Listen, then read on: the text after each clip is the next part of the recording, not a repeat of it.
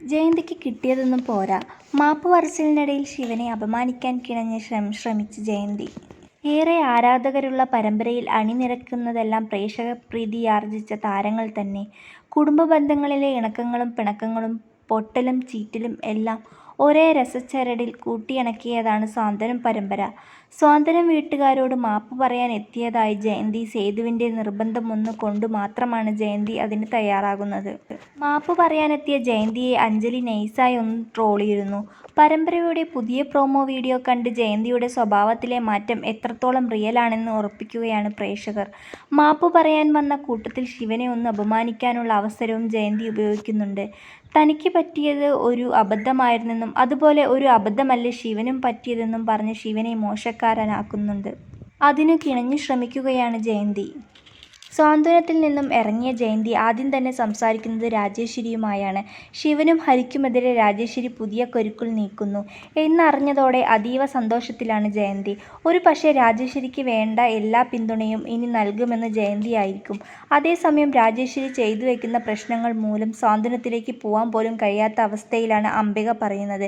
ഇത് കേട്ട് തമ്പിയും ചിന്താകുലനാകുന്നുണ്ട്. എന്തായാലും രാജേശ്വരി നടത്തുന്ന പുതിയ നീക്കങ്ങൾക്ക് തമ്പി തടയിടാനാകും സാധ്യത. ആങ്ങളെയും പെങ്ങളും കൊമ്പു കോർക്കുന്ന രംഗങ്ങളും സ്വാന്തനത്തിൽ ഉടൻ കണ്ടേക്കാം.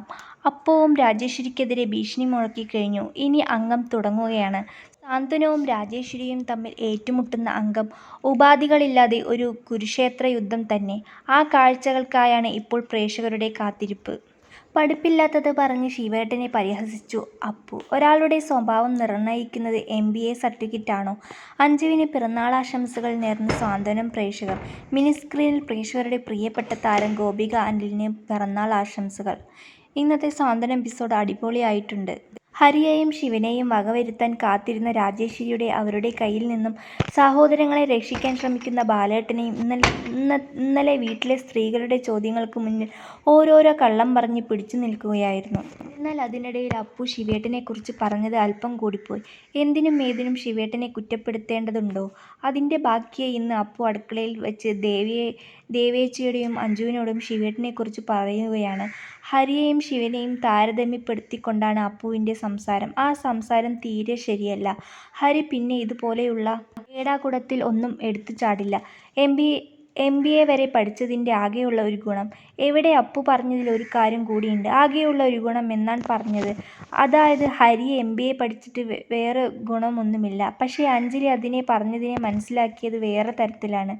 ആ പഠിത്തമൊന്നും ശിവനില്ലാത്തത് കൊണ്ട് ശിവൻ ഇങ്ങനെ തല്ലിപ്പൊളിയായി പോയി എന്ന് പിന്നെ ഇന്ന് ജയന്തി സ്വാന്തനത്തിൽ എത്തുന്നുണ്ട്. ജയന്തിനെ അഞ്ജു വന്ന് വിളിച്ചുകൊണ്ടു പോകുന്നതും തന്നെ ഒരു ശുഭലക്ഷണമാണ്. ദേ എല്ലാവരും അവിടെ കാത്തിരിക്കുകയാണ് ജയന്തിയെ മാപ്പ് പറയുന്നത് കാണാൻ. വാ, വേഗം വാ. അപ്പോൾ ഇന്നത്തെ എപ്പിസോഡിൽ പഠനത്തെക്കുറിച്ച് അപർണ പറഞ്ഞതിനെക്കുറിച്ച് നിങ്ങളുടെ അഭിപ്രായം കമൻ്റായി കുറിക്കുക. അങ്ങനെ ഒരാളുടെ സ്വഭാവം നിർണ്ണയിക്കുന്നത് MBA സർട്ടിഫിക്കറ്റാണോ? അപ്പോൾ എൻ്റെ വീഡിയോ നിങ്ങൾക്ക് ഇഷ്ടമായെങ്കിൽ സബ്സ്ക്രൈബ് ചെയ്യുക, ലൈക്ക് ചെയ്യുക, ബെല്ലൈക്കൺ കൂടി ഒന്ന് അടിക്കുക. അപ്പോൾ അടുത്ത റിവ്യൂ ആയിട്ടും ഇനിയും കാണാം.